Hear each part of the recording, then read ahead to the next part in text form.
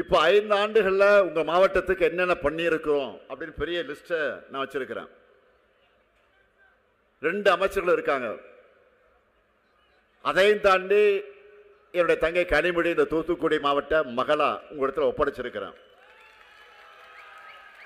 அதனால பட்டியல் பெருசா இருக்கு இடத்துல. அதுல முக்கியமான சிலவற்றை மட்டும் சொல்றேன். தென் தமிழ்நாட்டின் முதல் டைடல் பூங்காவை தூத்துக்குடியில மேலவிட்டான்ல திறந்து வச்சிருக்கிறேன். சிலானத்த சிப்காட்ல வின்பாஸ்ட் மின்வாகன தொழிற்சாலை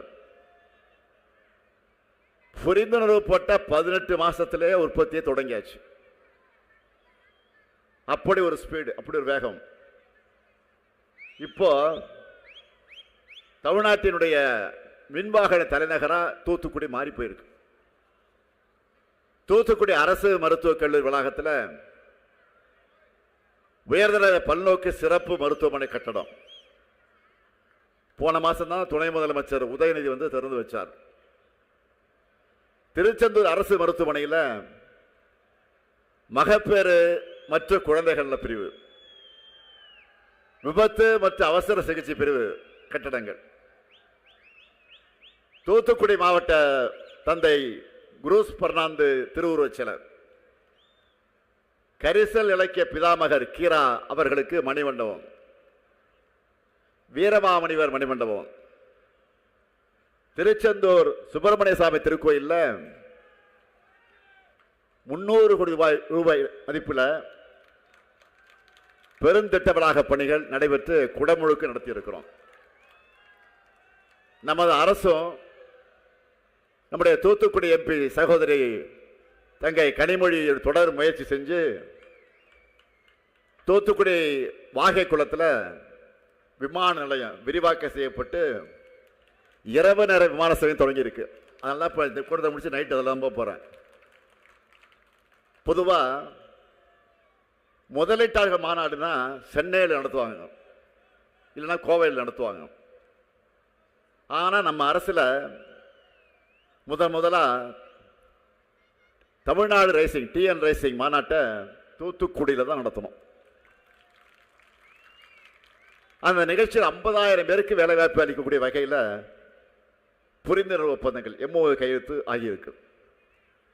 ஏரல், சாயர்புரம், திருவைகுண்டம், சாத்தான்குளம் இது போன்ற பகுதிகளில் புதிய பேருந்து நிலையங்கள், ஒட்டப்பிடாரத்தில் புதிய அரசு கல்லூரி, தூத்துக்குடி மாவட்டத்தில் இருக்கிற கடற்கரை கிராமங்களில் தூண்டில் வளைவுகள் அமைக்கப்பட்டிருக்கு.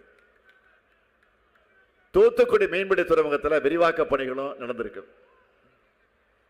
பழைய காயல் படகு இறங்குதளம் மற்றும் கடலரிப்பு தடுப்பு சுவர், முக்காணி பழைய காயல் கூட்டுக்குடிநீர் திட்டம், சாத்தான்குளம் உடன்குடி கூட்டுக்குடிநீர் திட்டம் புனரமைப்பு, திருவைகுண்டம் பேட் மாநகரத்தில் மினி ஸ்டேடியம், கோவில்பட்டியில் அரசு தலைமை மருத்துவமனை மகப்பேறு மற்றும் குழந்தைகள் நலப்பிரிவு புதிய கட்டடம், உடன்குடி அனல்மின் நிலையத்தில் 650 மெகாவாட் திறன் கொண்ட 2 அலகுகள் அமைக்கப்பட்டு அது உற்பத்தி தொடங்கியாச்சு. தூத்துக்குடி சிப்காட்டில் பர்னிச்சர் பூங்கா,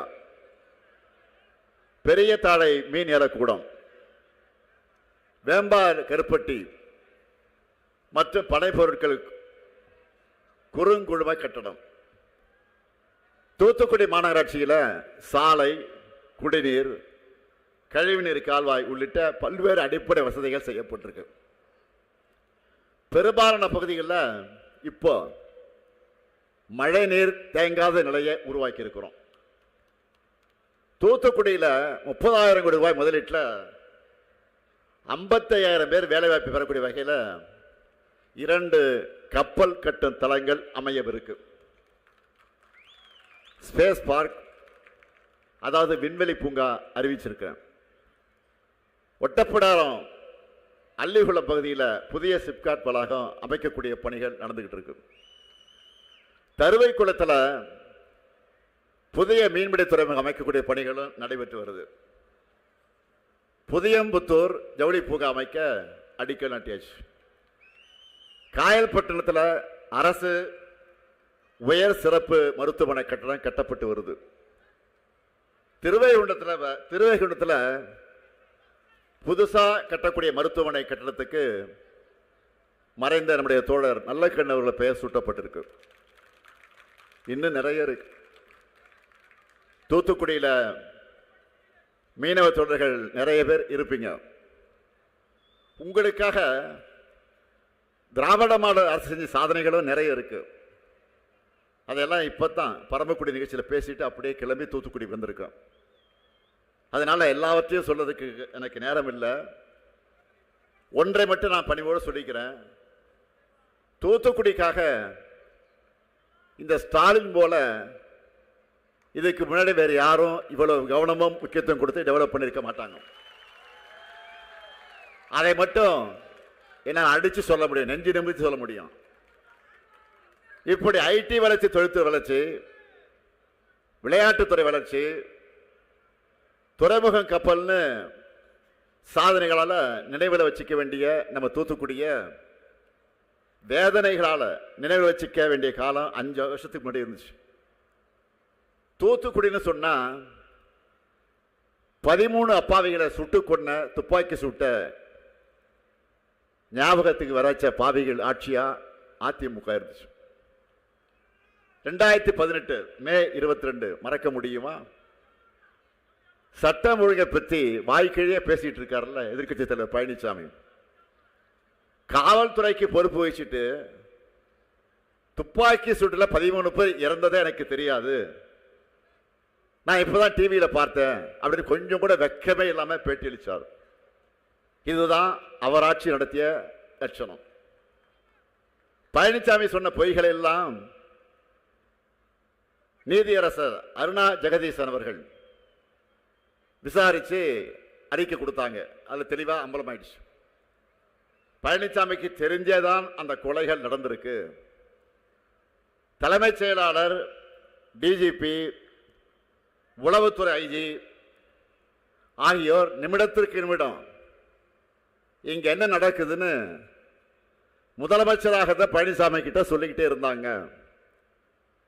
இப்படி பழனிசாமி ஆட்சியில் ஸ்டெர்லைட் துப்பாக்கி சூட்டில் உயிரிழந்த குடும்பத்தினருக்கு அவங்க கல்வி தகுதிக்கு ஏற்ப பணி நியமன ஆணைகளையும் கூடுதலாக 5 லட்சம் ரூபாய் நிவாரண தொகையும் வழங்கியவதான் இந்த ஸ்டாலின் என்பதை நான் சொல்றேன்.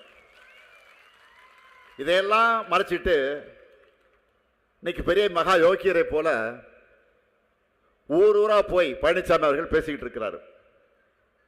பேசுறாருன்னு கூட நான் சொல்லக்கூடாது, கண்டதை வாந்தி எடுத்துக்கிட்டு இருக்காரு. பழனிசாமி கொஞ்சம் கூட மனசாட்சியோ நேர்மையோ இல்லாத என்பதற்கு மற்றொரு சாட்சி தான் சாத்தாங்குளத்தில் நடந்த தந்தை மகன் கொல்லப்பட்ட கொடூரம். இன்னைக்கு அந்த தீர்ப்பு, அந்த வழக்கில் தீர்ப்பு வந்துருச்சு. ஆனால் தப்பு செஞ்சவங்க மேல நடவடிக்கை எடுக்க வேண்டிய அன்றைய முதலமைச்சர் பழனிசாமி அந்த கொலையே மறைக்க பார்த்தார். இது லாக்அப் மரணம் அப்படின்னு கூசாம பொய் சொன்ன அன்றைய அமைச்சர் யாருன்னு தெரியும் உங்களுக்கு? கடம்பூர் ராஜு. இப்போ கோயில்பட்டி தொகுதியில் அதிமுக சார்பாக போட்டியிடுகிறார். இதையெல்லாம் மக்கள் ஞாபகம் வச்சிருப்பாங்க. அதெல்லாம் மறைக்கணும், அதை மறக்கணும் அப்படி திட்டம் போட்டு இப்போ பழனிசாமி என்ன கையாளுறாருன்னா எம்எல்ஏயும் இங்கே மேடையில் இருக்கிற தங்கை கனிமொழி மேலும் தனி நபர் தாக்குதலை நடத்திக்கிட்டு இருக்கார் பழனிசாமி. இதனால அவருடைய அலங்கோல ஆட்சியுடைய என்ன மறைஞ்சிடுமா என்ன? அவருடைய தராதரம் தான் இதனால சந்தி சிரிக்குது.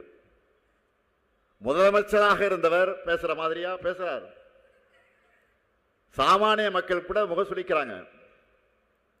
இன்னும் பலர் இவரெல்லாம் எப்படி முதலமைச்சராக இருந்தார்னு ஆச்சரியப்படுறாங்க.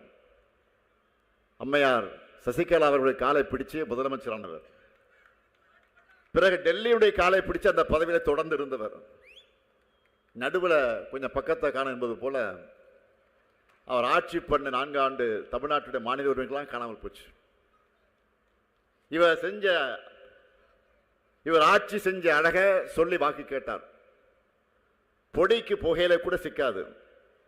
அதனால இப்போ புது டெக்னிக்கில் இறங்கி இருக்கிறார். டெல்லியோட ஒத்துப்போகிற அதிமுக ஆட்சி வந்தாதான் தமிழ்நாட்டுக்கு திட்டங்கள் கிடைக்குமா.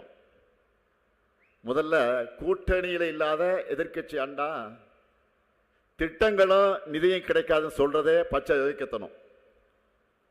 டெல்லி பாஜக தான் இப்படி சொல்லி மிரட்டுறாங்கன்னா கொஞ்சம் கூட வெக்கமே இல்லாம பழனிசாமி அதையே சொல்லி வாக்கு கேட்கிறார். 4 ஆண்டு பாஜகவோட எல்லா விஷயத்திலையும் சமரசம் பண்ணிட்டு தானே ஆட்சியில் இருந்தீங்க.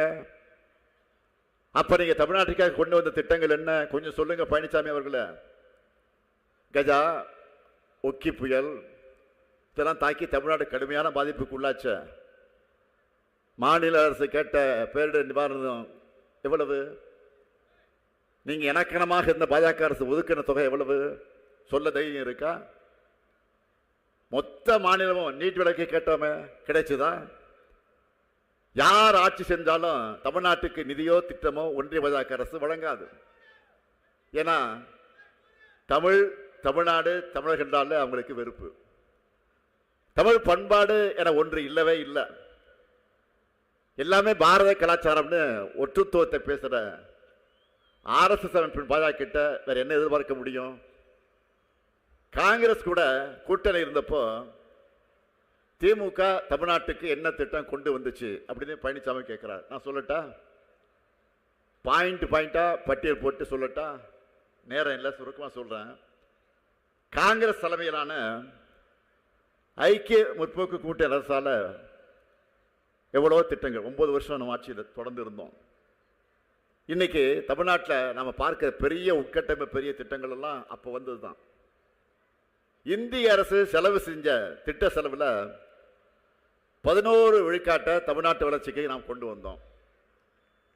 மிக முக்கியமான 69 திட்டங்களை நிறைவேற்றி காட்டியிருக்கிறோம். ஒன்று சொல்ல அதே போதும், தமிழுக்கு செம்மொழி தொகுதி யாரு காலத்தில் கிடைச்சது? சென்னையில் செம்மொழி தமிழாய்வு மத்திய நிறுவனம். தமிழ்நாடு முழுவதும் இன்னைக்கு நீங்க பயணிக்கிற முக்கியமான தேசிய நெடுஞ்சாலைகள்லாம் எங்க கூட்டணி ஆட்சியில் போட்டதுதான்.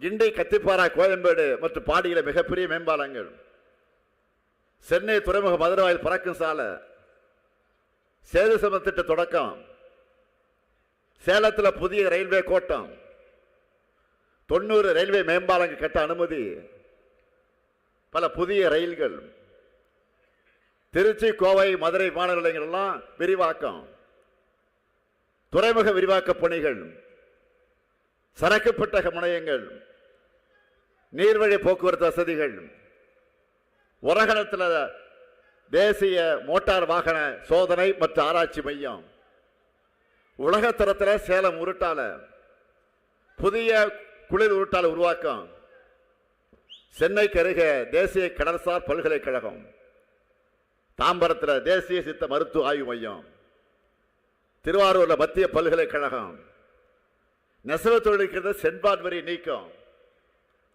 கரூர், ஈரோடு, சேலம் உயர் தொழில்நுட்ப ஜவுளி பூங்கா, நெம்மேலி கடல்நீரை குடிநீராக்க திட்டம், ஒகேனக்கல் கூட்டு குடிநீர் திட்டம், அடக்குமுறை புடா சட்ட ரத்து, இன்னும் நிறைய இருக்கு.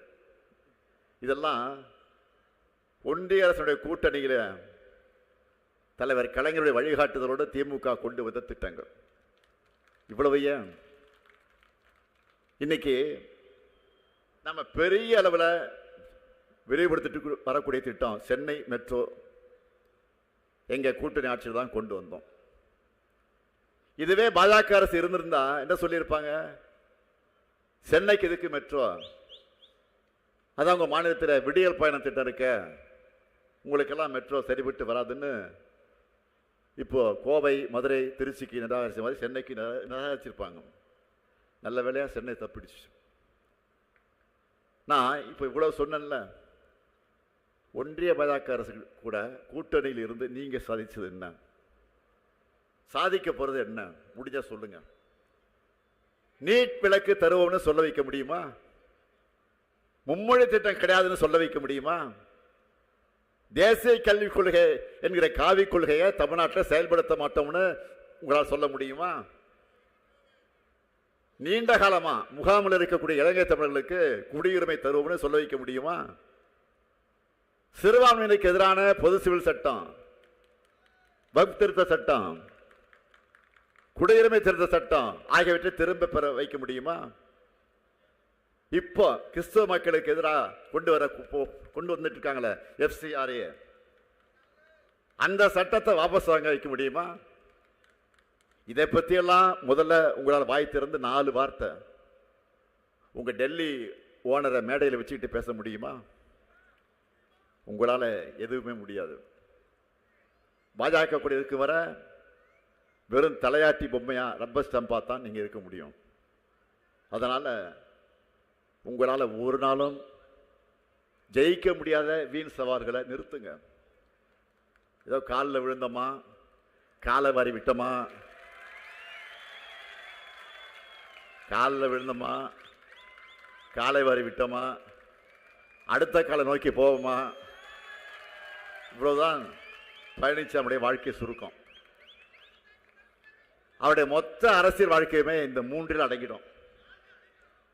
அடிமை பழனிசாமியின் ஆட்சி வேணும்னா,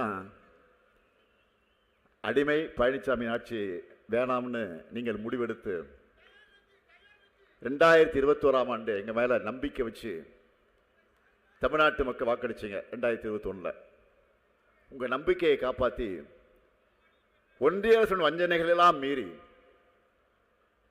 நம்ம வாக்குறுதிகளை எப்படி நிறைவேற்றி காட்டியிருக்கிறோம். இப்போ 2026 தேர்தல், தமிழ்நாட்டினுடைய அடுத்த பாய்ச்சலுக்கு செயல் திட்டமா தேர்தல் அறிக்கை வெளியிட்டு இருக்கிறோம். முன்னாடியே சொன்னேன், தேர்தல் அறிக்கை 2026 இந்த தேர்தலுடைய ஹீரோ ஹீரோயின் மட்டும் இல்லை, இதுதான் சூப்பர் ஸ்டார்னு சொன்னேன். இந்த சூப்பர் ஸ்டாரை தயாரிக்க அமைக்கப்பட்ட குழுவின் தலைவர் தான் என்னுடைய அருமை தங்கை கனிமொழி. தமிழ்நாடு முழுக்க பயணம் செஞ்சு அவங்க கொடுத்த ரிப்போர்ட்டை வச்சு தான் இதை தயாரிச்சோம். இப்போ நம்ம சூப்பர் ஸ்டார் சூப்பர் ஹிட் அறிவிப்புகளை சொல்லவா? ஒரு பாட்டே இருக்கு, சூப்பர் ஸ்டார் யாருன்னு கேட்டா பாட்டு இருக்குல்ல. முதல்ல இல்லத்தரசி திட்டம், ஃபர்ஸ்ட் பாலே 6. இல்லத்தரசி திட்டம் தான் ஃபர்ஸ்ட் பாலே 6. இல்லத்தரசி திட்டத்தில் எவ்வளவு ரூபாய்க்கு கூப்பன் தர போறோம்? எவ்வளவு ரூபாய்க்கு? 8,000 8,000 ரூபாய் கூப்பன். இந்த கூப்பனை வச்சு உங்களுக்கு தேவைப்படுகிற வீட்டு உபயோக பொருளை புதுசாக வாங்கிக்கலாம், இல்லைன்னா பழைய பொருளை எக்ஸ்சேஞ்சும் பண்ணிக்கிட்டு வாங்கிக்கலாம். உங்களுக்கு பிடிச்ச கடையில் உங்களுக்கு பிடிச்ச கம்பெனியில் வாங்கிக்கலாம். என்னென்ன? Washing machine, fridge, TV, grinder, mixie, microwave oven, induction stove. இதில் எதை வாங்கலாம்னு இப்போவே பெண்கள்லாம் இப்போ டிஸ்கஸ் பண்ண ஆரம்பிச்சிட்டாங்க. இது முழுக்க முழுக்க உங்களுக்காக. வீட்டுக்காரெல்லாம் கேட்காதீங்க, கேட்டாலும் ஒத்துக்காதீங்க. ஏதாவது முறைச்சி கேட்டாலும் அண்ணன்ட்ட சொல்லுங்க, நான் பார்த்துக்கிறேன். இது முழுக்க முழுக்க உங்களுக்காக கொண்டு வரப்பட்டிருக்கக்கூடிய திட்டம். நீங்க தான் டிசைட் பண்ண, உங்க சாய்ஸ். தலைவர் கலைஞர் எப்படி சொன்னபடியே கலர் டிவியும் கேஸ் அடுப்பும் கொடுத்தாரோ, அவருடைய மகனான நானும் சொன்னபடியே இல்லத்தரசி திட்டத்தை நிறைவேற்றுவேன். அடுத்த வாக்குறுதி உரிமை தொகை. இப்ப மாசம் 1000, 1,31,00,000 சகோதரிகள் பெற்று வராங்க. அந்த கலைஞர் மகளிர் உரிமை தொகை திராவிட மாடல் 2.0 ஆட்சியில் இனி மாசம் எவ்வளவு? 2000. இப்போ பெண்கள்லாம் கணக்கு போட ஆரம்பிச்சிட்டாங்க. என்ன கணக்கு? பொங்கலுக்கு முன்னாடி சொல்லிட்டு 3000, பொங்கலுக்கு முன்னாடி சொல்லிட்டு 3000, பிப்ரவரியில் சொல்லாமலே 5000, ஆக மொத்தம் 8000. அடுத்து இல்லத்தரசி கூப்பன்ல 8000. முதல்ல 3, 5, 8 ஆச்சா? இப்போ இல்லத்தரசி 8 ஆச்சா? 8 + 8 8 + 8 உதயசூரியனுக்கு தான் இங்கே ஓட்டு. பெண்களெல்லாம் முடிவு பண்ணிட்டாங்க. அதனால நம்ம வெற்றியும் இந்த முறை யாரும் எட்டாத உயரத்துக்கு போக போகுது. இது மட்டும் இல்ல, கல்லூரிக்கு போகக்கூடிய மாணவர்களுக்கு மாதம் 1000 ரூபாய் வழங்குகிற புதுமை பெண் திட்டம், தமிழ் புதலும் திட்டம், அந்த உதவித்தொகை 1000 இல்லை 1500 உயர்த்தி வழங்கப்படும். மேலும் முதியோர் மாற்றுத்திறனாளிகள், ஆதரவற்ற பெண்கள் என எல்லா உதவித்தொகைகளும் 2 மடங்கு வழங்க போறோம். மீன்பிடி தடைக்கால சிறப்பு நிவாரணத் தொகை 8000 ரூபாயிலிருந்து 12000 ரூபாய் ஆகும். மீன்பிடி குறைவுகால சிறப்பு நிவாரணத் தொகை 6000 ரூபாயிலிருந்து 9000 ரூபாய் உயர்த்தி வழங்கப்படும். மீனவர்களுக்கு மகிழ்ச்சி தானே? மீனவர்களுக்கு மகிழ்ச்சி தானே? 20 லட்சத்துக்கும் அதிகமான உழவர்கள் பயன்பெறக்கூடிய வகையில் நவீன மின்சார பம்பு செட்டுகள் வழங்க போகிறோம். நெல் கொள்முதல் விலை குவிண்டால் ஒன்றுக்கு 3500 ரூபாயாக உயர்த்தி வழங்கப்படும். பால் கொள்முதல் விலை லிட்டர் ஒன்றுக்கு 5 ரூபாய் உயர்த்தி வழங்கப்படும். அடுத்து 5 ஆண்டுகளில் 10,000 புதிய பேருந்துகள் இயக்கப்படும். காலை உணவு திட்டம் 5ஆம் வகுப்பு வரை இருந்துச்சுல்ல, இப்போ 8ஆம் வகுப்பு வரை விரிவாக்கப்படும். 1000 வெற்றி பள்ளிகள் அமைக்கப்படும். அனைத்து வகுப்பறைகளும் ஸ்மார்ட் வகுப்பறைகள் ஆக்கப்படும். தூத்துக்குடியில் புற்றுநோய்க்கான நவீன சிகிச்சை வசதிகள் ஏற்படுத்தப்படும். நான் முதல்வன் 2.0 திட்டத்தில் தூத்துக்குடியை சார்ந்த 1,00,000 இளைஞர்களுக்கு கப்பல் கட்டுமான தொழில்நுட்பம் மற்றும் சரக்கு மேலாண்மை திறன் பயிற்சிகள் வழங்கப்படும். தூத்துக்குடியில் காணப்படும் தனித்துவமான சிவப்பு மணல் திட்டுகளான தேரி நிலங்கள் பாதுகாப்பு மண்டலங்களாக அறிவிக்கப்படும். இவையெல்லாம் நிறைவேறி தூத்துக்குடி வாழ்வாதாரம் பெருக, தென் மாவட்டங்கள் தற்போது கண்டு வரக்கூடிய ஏற்றம் தொடர, தமிழ்நாட்டினுடைய வளர்ச்சி பயணம் தொடர, அரசியல் விருப்பு வெறுப்புக்கு அப்பாற்பட்டு மக்கள் அனைவரும் மதச்சார்பற்ற முற்போக்கு கூட்டணிக்குத்தான் இங்கு வாக்களிக்கணும். தமிழ்நாடா டெல்லியா என்ற ஜனநாயக போரில் தமிழ்நாடு அணிதான் வெல்லணும். கப்பலோட்டிய தமிழரின் மண்ணில் டெல்லிக்கு கப்பங்கட்டுகிற அதிமுக அடிமைகள் டெபாசிட் கூட வாங்கக்கூடாது. அதுக்கு தூத்துக்குடியில் கீதா ஜீவனுக்கும், திருச்செந்தூர் தொகுதியில் அனிதா ராதாகிருஷ்ணனுக்கும், லாத்திக்குளம் தொகுதியில் மார்க்கண்டேயனுக்கும், கோவில்பட்டி தொகுதியில் கருணாநிதிக்கும், ஒட்டப்பிடாரம் தொகுதியில் ராமஜெயத்துக்கும் உதயசூரிய சின்னத்தில் வாக்களிக்கணும். அதேபோல் திருவைகுண்டம் தொகுதியில் சகோதரர் ராகுல் காந்தியின் ஆதரவு பெற்ற காங்கிரஸ் வேட்பாளர் ஊர்வசி அமிர்தராஜ் அவர்களுக்கு கை சின்னத்தில் வாக்களிக்கணும்.